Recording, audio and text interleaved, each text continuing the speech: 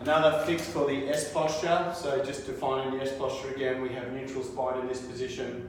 We have an S posture in this position, too much arch, too much curve through the mid-back, and too much of a head forward position. A lot of that comes from tight hip flexors, and it's been shown in golfers that if you have tight hip flexors, you're much more likely to experience back pain because you get a compression from the tensile force that's exerted by the hip flexors. It crosses the joints of the spine and the hip and pelvis.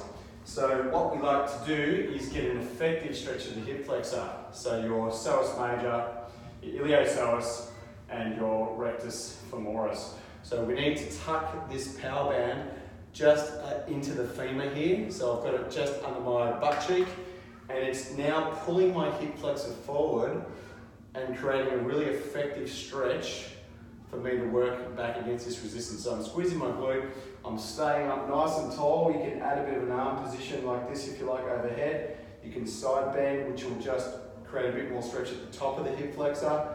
And from there, you can move back and forth. Really important to maximize the benefit of this stretch. It's really important to squeeze your core muscles, so squeeze your abdominals and squeeze your glutes. They are literally the opposite of your hip flexor.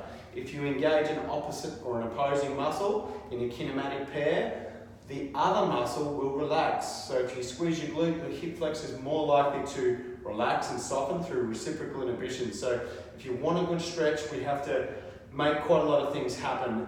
Typically, the most common thing is that hip flexor stretches do not stretch the hip flexors.